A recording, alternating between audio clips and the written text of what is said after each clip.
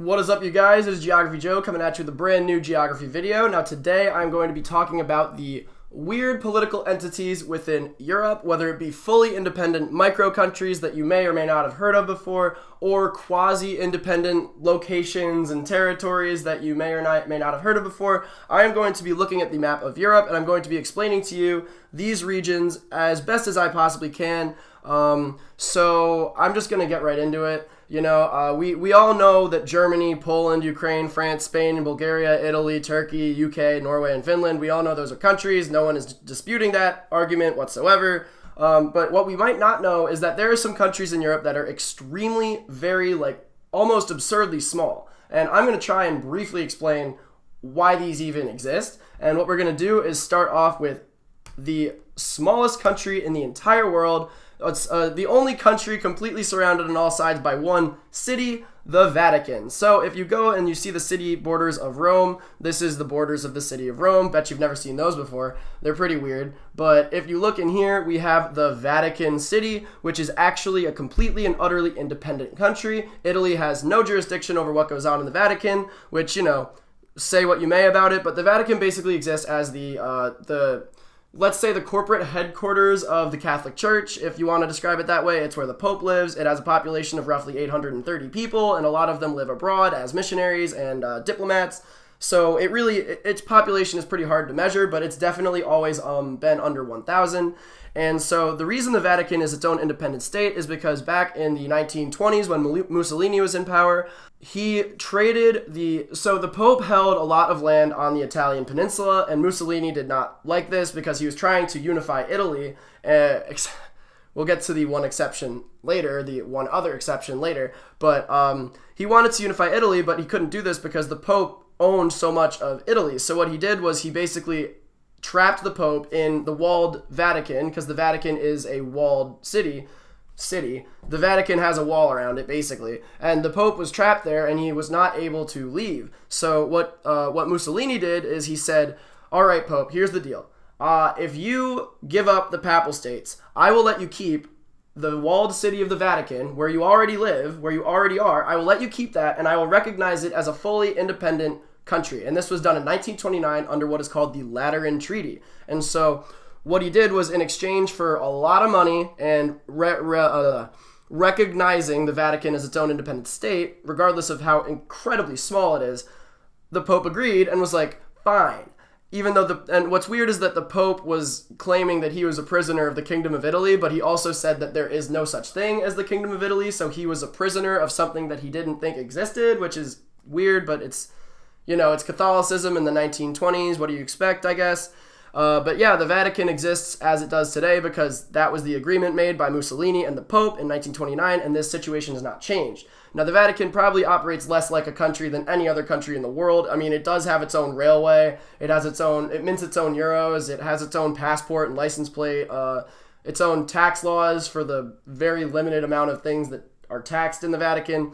But yeah, so it is an independent country with less than 1,000 people. It is the world's smallest sovereign state by population and by size, and it is the smallest semi-sovereign state in any regard. There aren't any territories. There are some territories with less people, but there are no smaller territories by land area.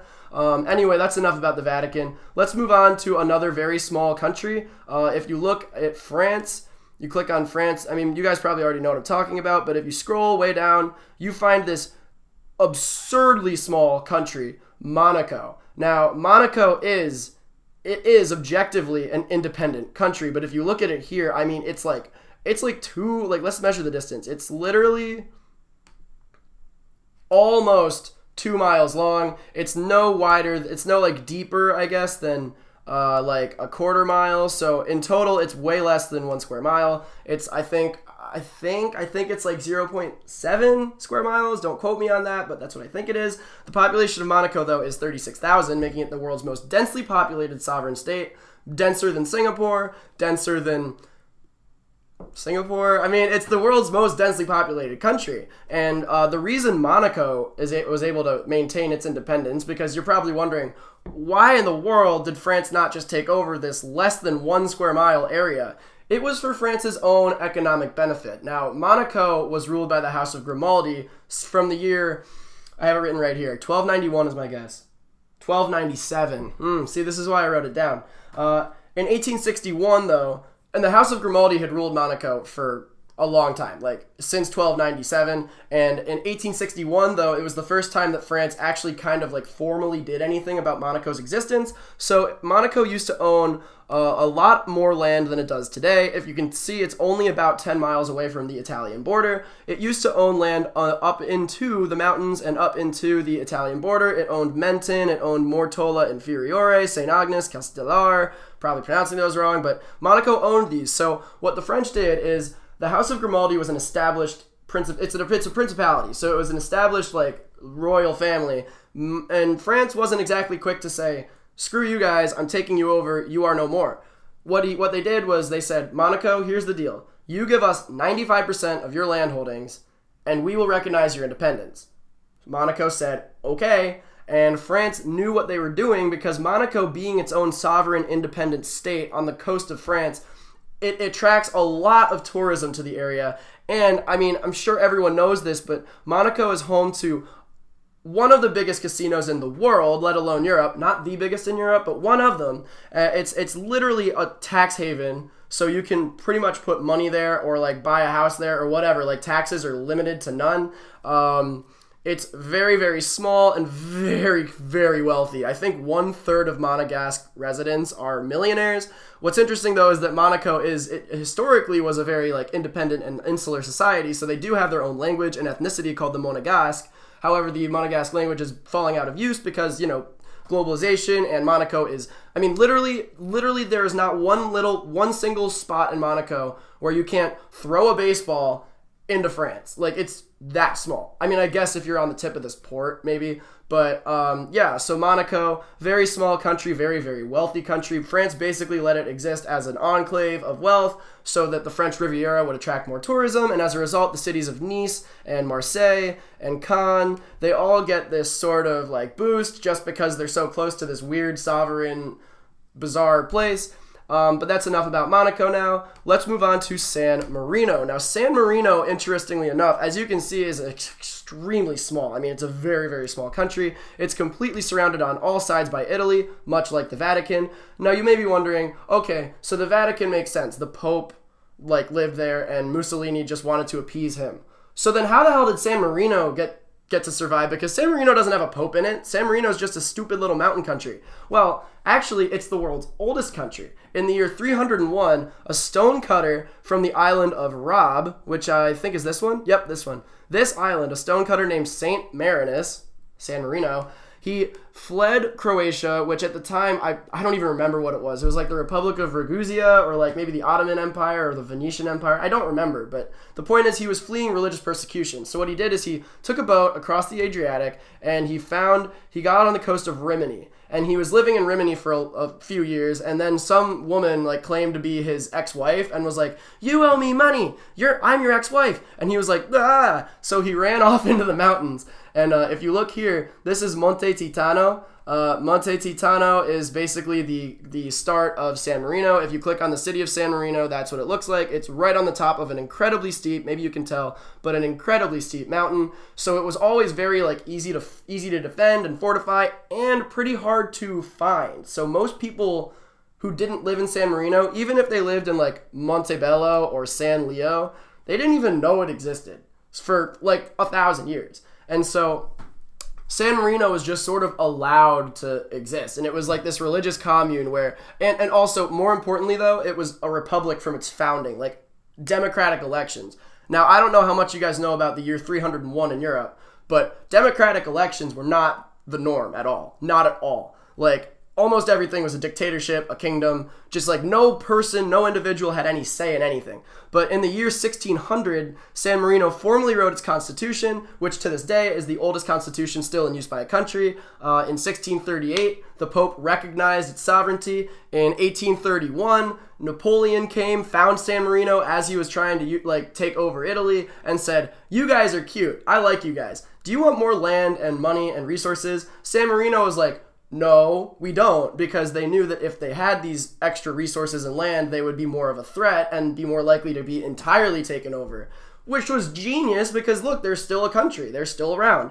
And then the main reason they existed though, through Italian reunification, when Giuseppe Garibaldi was trying to unify the entire Italian peninsula, is because Garibaldi took refuge in San Marino. So their independence is essentially a gigantic I owe you one to the San Marinese people. To this day, the country is the 5th smallest in the world by population and land area. It is one of 3 countries completely surrounded by another, Lesotho and the Vatican being the other 2.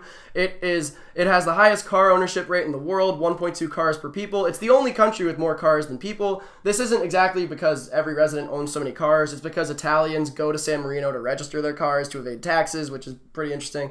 It's the only place on the Italian peninsula where you can legally acquire guns because, again, they're a country. They can do that because they're independent. It's not part of the EU, but they use the euro. And to this day, the population is about 36,000. No, it's 33,000. So it's the smallest, least populated member of the Council of Europe. But I could talk about San Marino all day. It's literally like my favorite country in the whole world. Let's not. Let's move on to the next micro-European country, Liechtenstein. So what is Liechtenstein? You've probably heard of it. If you look at Liechtenstein, it's about let's see, measure distance. It's about 4 to 6 miles wide. It's about, let's see, it's going to make me clear measurement. I don't know why it makes me clear measurement when I've deleted the measurement already. It's about 14 miles by 4 to 6 miles. In other words, it's 62 square miles. The population is roughly 37,000. Now, Liechtenstein got its start. It's actually the youngest of the microstates because most of these microstates are like holdovers from an ancient medieval period of Europe. Liechtenstein is pretty new relative to these other ones because in the it was either the 16 or 1800, I wrote it down today, 1806, the House of Liechtenstein, which was one of the many Austrian royal families, they wanted to be princes. They wanted to have a principality so that they could say, like, hey, we're leaders of a country. What they did was they bought the county of Vaduz and the county of Schellenberg, Vaduz being the modern capital of Liechtenstein and Schellenberg being a smaller town. Where is Schellenberg? It's either in the north or south of the country. Well, I mean, no duh, there's only north and south. It's a tiny-ass country. But, yeah, so the House of Vaduz, my bad. They bought the House of Vaduz and the county of Schellenberg, mixed them together, and then out came the Principality of Liechtenstein. Now, the royal family of Liechtenstein, given that the area was a very, very hard to access, I mean, it's surrounded by mountains, a hard to access and very rural place. Liechtenstein, at this point, was like an impoverished backwater with nothing but farms in it. The family never even visited their principality for like a good 60, 70 years until like the Holy Roman. So at this point, tiny little countries like this that were ruled by some family were like the norm. They were very common. The only reason Liechtenstein actually survived is because when the Holy Roman Empire, which was made up of like hundreds of little statelets like Liechtenstein, when the Holy Roman Empire was actually like conglomerated into modern day Germany, Liechtenstein's unique location in between Switzerland and Austria meant that it couldn't really be taken over by Germany. And like there was no point in Germany trying to take it over because they would have to invade like 2 other countries to do it, and Switzerland was always very neutral and helped them financially, and Austria they were at like constant war with, so German troops couldn't just go through Austria. Like, no, that wouldn't work. So Liechtenstein was literally just left alone.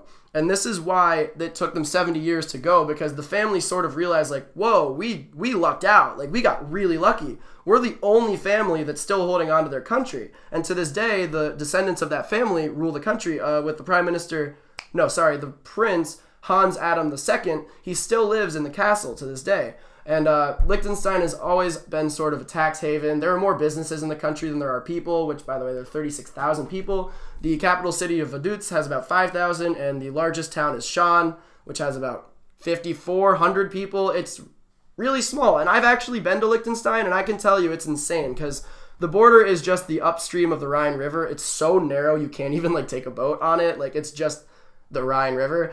You'll look to your left and it's like farms and mountains in Switzerland, and you'll look to your right, and with Austria the border is like the mountain peaks, as you can see. So it's like river border on the left, mountain peak border on the right. So you're looking to your right and you're looking at the top of the mountain, that's Austria, but you're looking to your left and that's Switzerland, like Swiss farms. If you can see like Buches and Sevelen, those are just farmland. But like you're not in Switzerland or Austria, you're in Liechtenstein, and you literally it's so strange. The country has a main street. Like, what country has a main street? What would the main street of the United States be? I-90? I don't even know. But anyway, moving on to the fifth and final microstate of Europe. Actually, I might talk about Malta too. But Andorra, which is actually quite a bit larger than any of the countries I just mentioned, Andorra has about 77,000 people. And if you notice, it's like a little hole between France and Spain. Why is that? What's Andorra all about? Well, in the year 1278, Charlemagne established a lot of proxy states between France and Spain in the valleys of the Pyrenees Mountains, which nowadays creates the border between the two countries. He created all these proxy states sort of to make it harder for France and Spain to fight with each other, because that was very frequent at the time. And Andorra was actually the result of him screwing up a border in a way, because the French Count of Foix and owned basically like a teardrop shaped thing like this. And the Bishop of Urgell in Catalonia owned one like this. And like this area here ended up overlapping the two claims. And instead of like going to war over a relatively useless valley, the two kind of just agreed to like rule it together. And so today Andorra is the only co-principality in the world. Back in the day, the Count of Foix and the Bishop of Urgell, which is a diocese, Bishop of Urgell. I mean, I don't know if anyone knows anything about the diocese, but it's not worth explaining right now.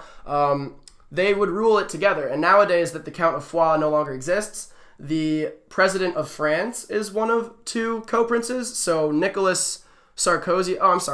Macron. Right now, Emmanuel Macron is actually the co-prince of Andorra, as if he cares about it, but like whatever, he's still a title he has. So technically it's the only democratically elected prince in the world. And so the country, its borders haven't changed since it was created. Like, these borders are about 850 years old, which is quite impressive, honestly. And the capital is Andorra la Vella. The country, being that it's independent, has a lot of tax leeway. So a lot of people from like Toulouse in Spain or Toulouse in France and Barcelona in Spain, they'll drive to Andorra because it's way cheaper to buy liquor and cigarettes there. Andorra has the highest rate of cigarette smoking in the world because it's so cheap to smoke cigarettes there. And that's just, I think it's pretty interesting. Andorra is weird. It's an offhold of a time where Charlemagne just drew borders just to mess with people, sort of. Let me just make sure this is right. Yep. Yeah, exactly. Yeah, that's what I wrote. Cool. Anyway, we're going to move on to the last microstate that isn't sort of really a microstate, because this is a member of the EU, Malta. I feel like a lot of people have actually heard of Malta. It's a bit more well known than any of the other microstates in Europe, because Malta actually has claims to fame. Now, if you look at Malta and where it is, it's in a very, very strategic location in the middle of the Mediterranean Sea, right south of Italy and right north of North Africa. I mean, if, like, let's say hypothetically you're going from Istanbul to Barcelona, you would probably end up passing near or right by Malta. So it was frequently used as a place to fuel ships or to stock ships or just shipping. It was shipping. So Malta changed hands a lot of times. At one point it was owned by Italy. At one point it was owned by what's it called? Whatever Tunisia used to be called. It started with a C, like the Carthaginians. I don't remember. But its final ruler was Great Britain. It was an overseas territory of the United Kingdom. So and I have it written here because I'm not as privy with Malta's history as I am with the others, so bear with me.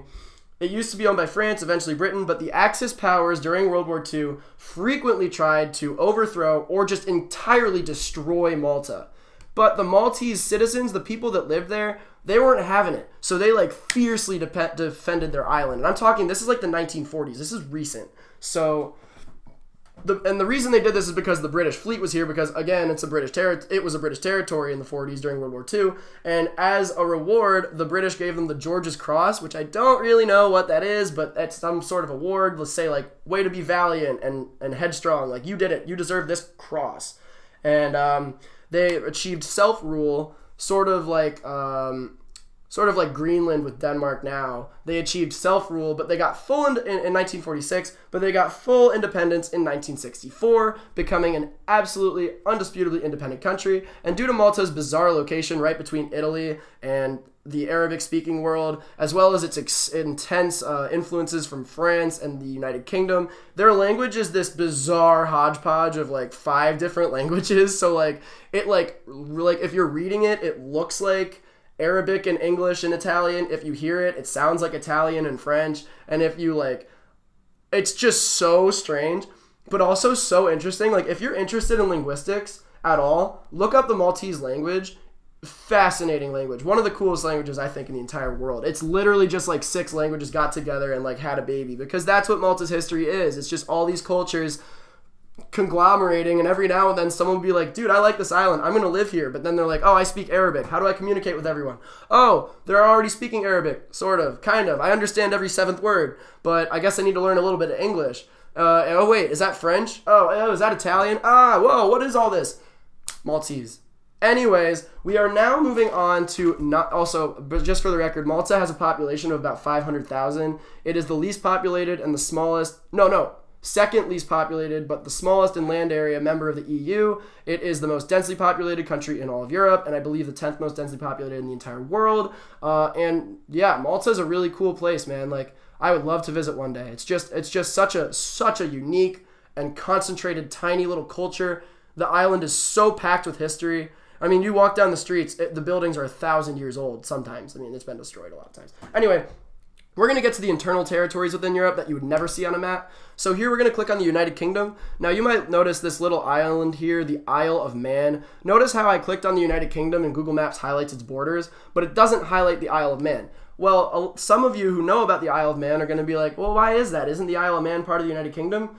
Well, yes and no. It is and it isn't. So it isn't part of the United Kingdom. What it is a crown dependency. It is technically owned by the British Crown. And this is also true of Jersey and Guernsey, 2 islands in the English Channel known as the Channel Islands, that are also owned directly by the British Crown. However, since the British Crown no longer has the power that it used to have, this doesn't mean much anymore, and so the islands basically act like independent countries. Like they make their own laws, they have their own police force, tax codes, they have their own immigration policies, their own emigration policies. I mean, the Isle of Man even has its own language, Manx, which is like almost extinct, but they still have it.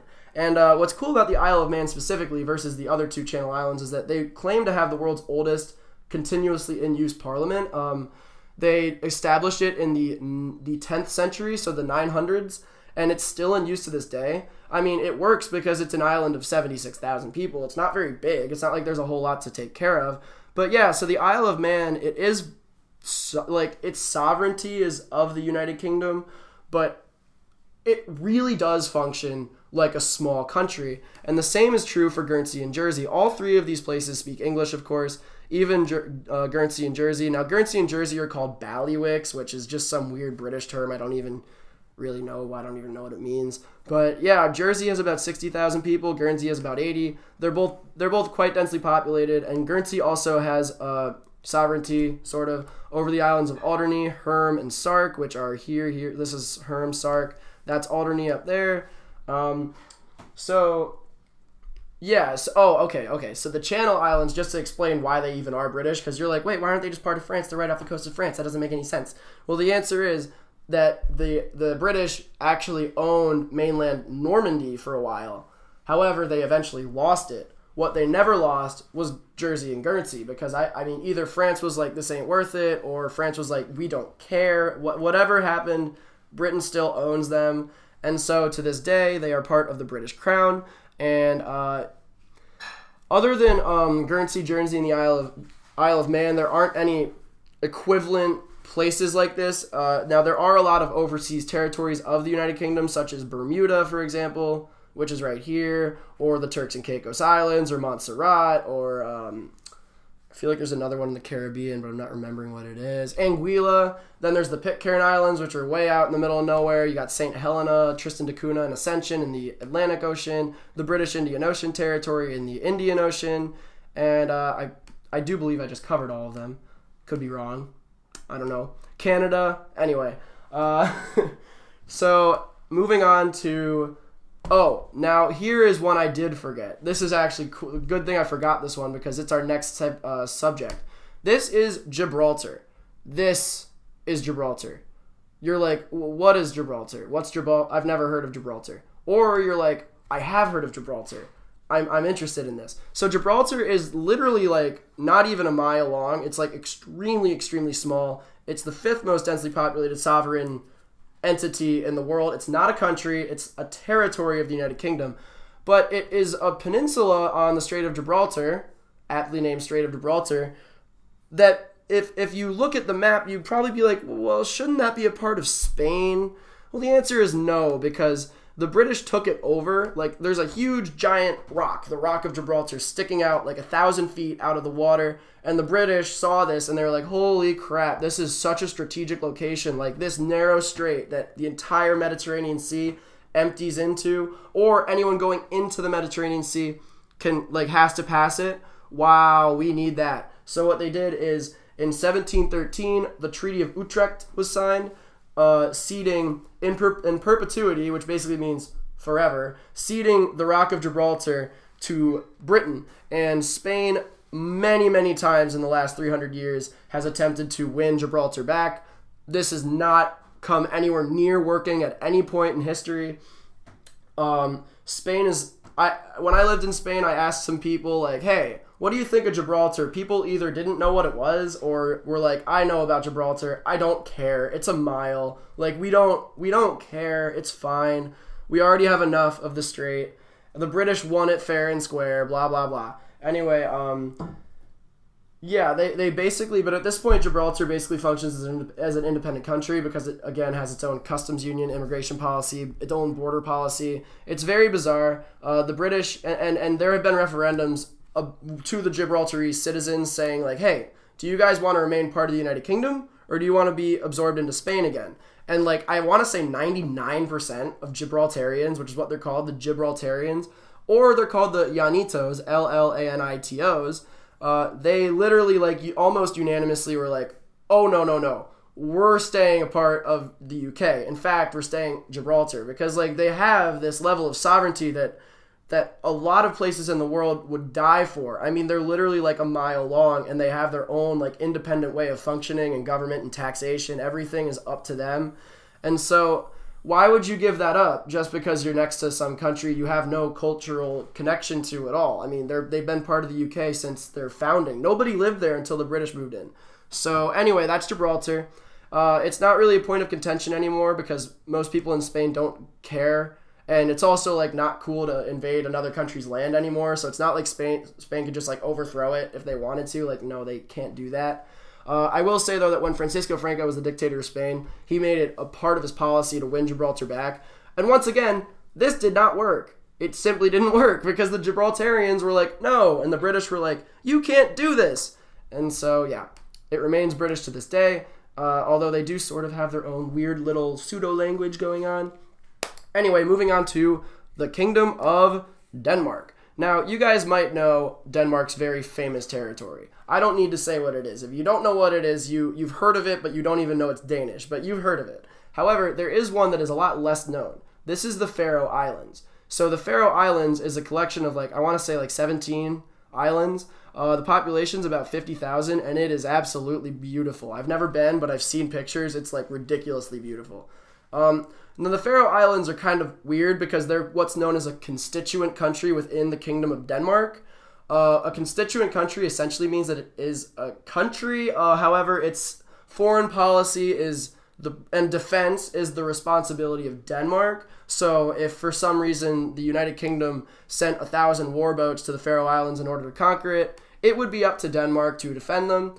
This is not going to happen because it's established that it's a part of Denmark, but the Faroe Islands has its own prime minister. It has its own yada yada, tax, immigration, building codes, whatever. There's things that countries have.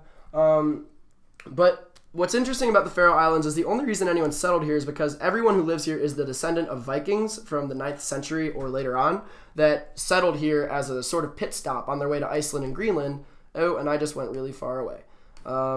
Yeah, but they sort of settled here as a pit stop. And the culture has always been extremely like distinct and unique. It's not quite Danish. It's not quite Icelandic, not Norwegian, not British. They have their own language, their own culture, their own way of life, their own cuisine even. Like they eat some things that most Europeans would think is gross, but they do it. And they have been affiliated with Denmark since the 14th century when Denmark-Norway, which at one point Denmark did actually have ownership of Norway. The two countries worked together kind of as like Viking countries to explore the North Atlantic Ocean. And in this time period during the 14th century, Denmark-Norway actually found the Faroe Islands and established a bit of a settlement there, sort of, even though it was already settled by Vikings. And they were like, hey, we can help you out with defense and finance if you agree to join us. And they were like, okay. And they did the same thing with Iceland, but Iceland later on, of course, is now its own independent nation. It got its independence from Denmark, or maybe it was from Norway, because Norway and Denmark split, but I don't remember when. But yeah, moving on to the next constituent country within Denmark, it is the world's largest island. We have all heard of it. It's Greenland. Greenland is, again, the world's largest island by far, and no, guys, Australia is not an island. Greenland, however, has about the same population as the Faroe Islands. So yes, this tiny little bit of land here has the same population as this massive bit of land here, and I am on Mercator projection, so it's distorting its size, but this is how big Greenland really is. This is the Faroe Islands. So still, I mean, I don't need to go onto a globe to show you the perspective change. Greenland is huge. I don't need to explain that to you. About 80% of the land is covered by ice, so it's completely uninhabitable. And as a result, like 100% of the population lives like within a stone's throw of the coast.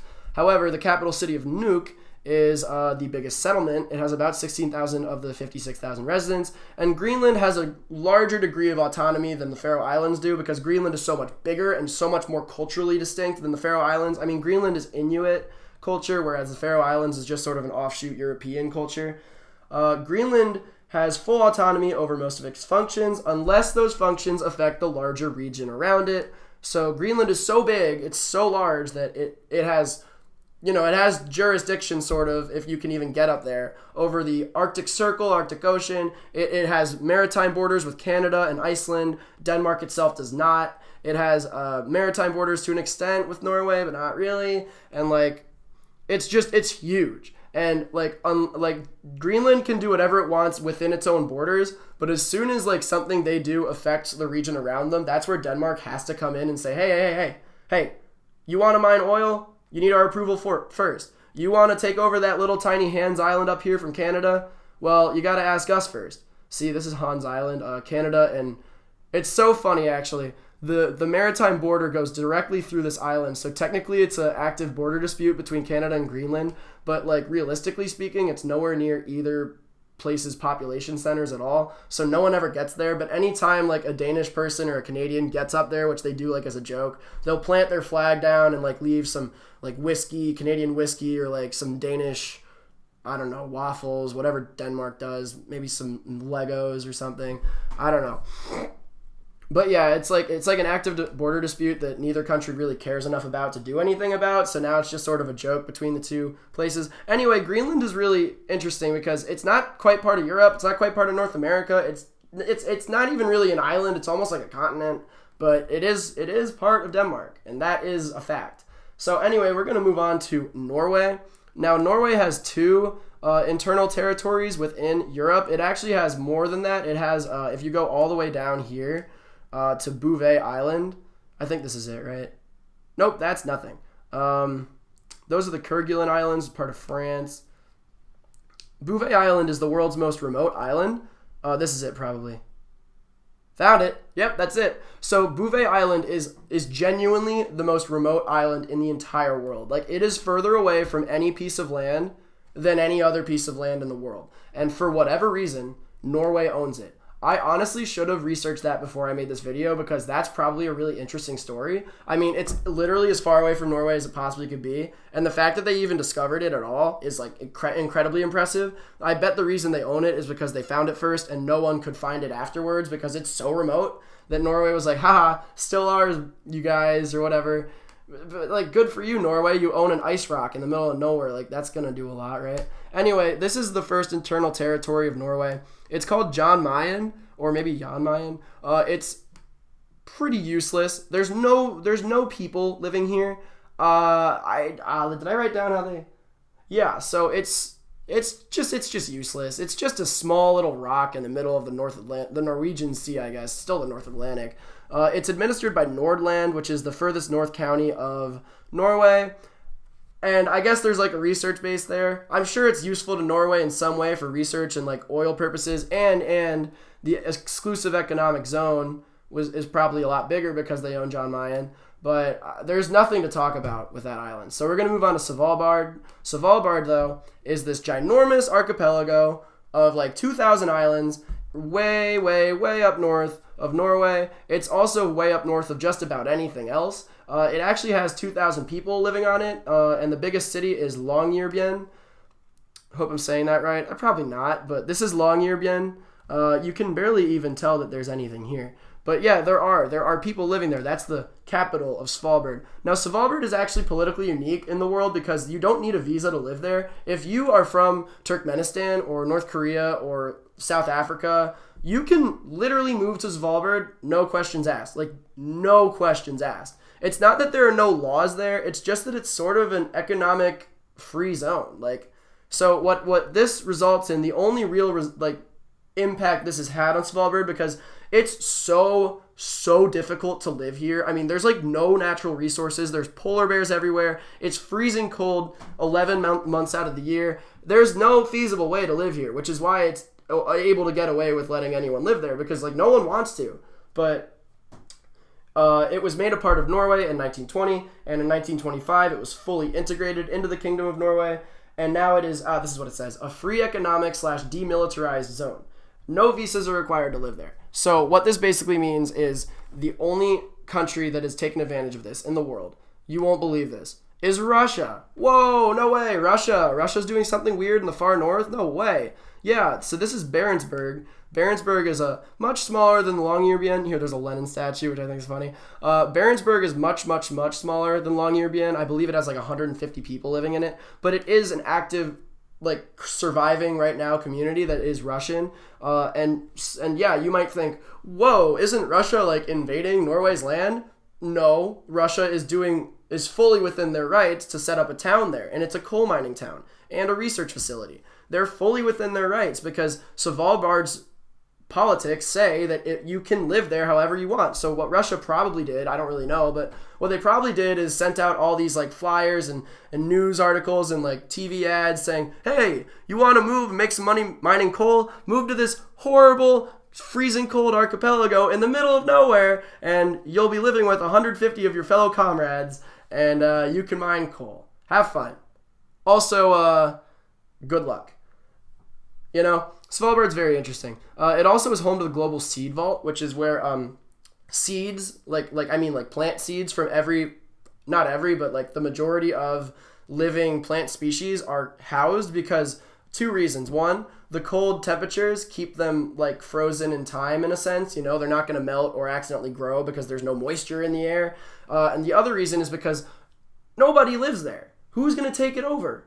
Why would you do that? Like, what are you going to do? You're going to go to Svalbard, which is already impossible to get to. You're going to trek 100 miles away to the big seed vault, which is already locked up like crazy. I mean, even if you got there, you'd have no way of getting into it. And then once you get into it, what are you going to do? Steal, like, oak tree seeds? Like, wow, that was worth it.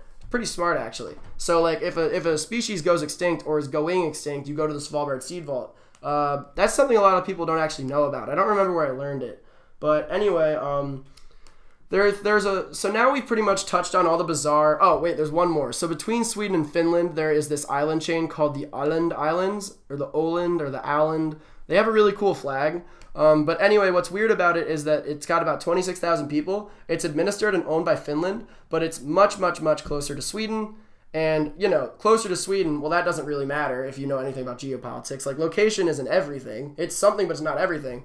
But what's weird is that the Åland Islands speak Swedish. Everyone who lives there speaks Swedish. And if you look here, holy crap, there are a lot of islands, right? Like, I mean, how would you get a boat through this? I don't know, it's really hard. Which is probably why it's populated by Swedish people because the Finnish were like, bro, that is just not worth it at all. And they're right. They're right. So it has autonomy within the Finnish government. It's not quite a constituent country in the way of Greenland or the Faroes, but it's autonomous, so they kind of have a lot more political leeway to do what they wish than the other provinces and integral provinces of Finland. But yeah, there isn't really a whole lot more to say about the Åland Islands. I mean, if you're selecting a list of countries, like on signing up for a website, it'll show up in the list because it is culturally and politically distinct enough to be a country, sort of, but like not really. But yeah, that's about it. I'm just going to finish this video off by mentioning the Netherlands. So the Netherlands doesn't have any internal European territories, so to speak. However, the Kingdom of the Netherlands actually extends further than the European continent. So I don't think it's going to highlight them in the Caribbean, but Aruba is a constituent country within the Netherlands. Curacao is a constituent country within the Netherlands, and until 2013, so was the Netherlands Antilles, which is basically, these are the Lesser Antilles, the string of islands here. The islands within this that were owned by the Netherlands were all lumped into one constituent country. This has since changed, so now Bonaire is more of a territory, or maybe it's a constituent country. I'm actually not completely sure. But Bonaire only has about 16,000 people, whereas Curacao has like 200,000 and Aruba has like 400,000. Like a lot of people live there. Also big tourist destinations. Surprise, surprise, right? But anyway, if you go up, you will find the island of, here it is, Saint Martin. So the southern half of this island is owned by the Netherlands. The northern half is owned by France as an overseas collectivity of France. But the southern half is a constituent country of the Netherlands. And there are still a few more constituent countries of the Netherlands. This is Saint Barthélemy. No, wait, no, that's part of France. My bad. But then there's Saba. This is Saba, which is actually home to the highest elevated point in the Netherlands. The peak of this mountain is the highest point in the Netherlands. And then there is St. Eustatius right here, which interestingly enough, Curacao and St. Eustatius, the capital city is Oranjestad in both of them, which is weird, but whatever. I don't make the rules. And yeah, so these are all like integral parts of the Netherlands, which is quite interesting. And if we're going to stick with the Caribbean, there are a lot of British territories, the British Virgin Islands being one, Anguilla being the other. This is Anguilla, right? It's like not telling me. You know what? I'm confident that that's Anguilla. Nope, I'm not. This is Anguilla. Yep. Okay, so it said the settlement. I was mixing it up with the valley. The valley is the capital of Anguilla. Give me a break, guys. I'm doing my best here. Then you have Montserrat, which is actually very, very, very, very small and kind of irrelevant. It only has 4,000 people living on it, and it very recently, if you look at the southern half of the island, had a very bad volcanic eruption that destroyed its capital city of Plymouth. So now everyone either has moved out of the island or has moved up north onto the island, and Braids is the de facto capital now. So it is the only place in the world with a capital city that is entirely abandoned and unpopulated because, again, a volcano destroyed it. What are you going to do, right? Yeah, and that, as far as I can remember, other than the Turks and Caicos Islands here, which are, geographically part of the Bahamas Islands chain, and then the Cayman Islands, which are just sort of like this weird, like their own thing, like the Caymans are also like a big offshore banking place. That's where they make all their money. Anyways, there are two more things I'd like to talk about. This is Guadeloupe, which is a full-fledged, 100% integral part of France. It's a department of France. This is not a territory. This is not a constituent country. It is an integral part of France. Same thing is true for Martinique. Guadeloupe and Martinique are separate, but they are both departments of France. And then you have the weirdest one, I say, is French Guiana, which borders Brazil and Suriname, but it's a fully fledged department of France. It's by far the largest by land area. I think it's also the least populated. And because of French Guiana being a part of France, France's longest border is with Brazil. Isn't that strange? Anyway, moving on, there's one more I would like to talk about, the island of Réunion. This is Réunion. It is actually home to almost 1 million people, but it is, once again, a fully fledged integral constituent country within the kingdom. No, not the kingdom. The Republic of France. France always switches up its government style, If you read too much history, you mix them all together. Anyway, so I think that was a pretty good summary of the weird territorial anomalies within Europe. I didn't even touch on enclaves and exclaves. I didn't even talk about disputed territories, and the video is already 45 minutes long, so this was too long. I hope you guys enjoyed this video though, and subscribe for more, and I hope to see you next time.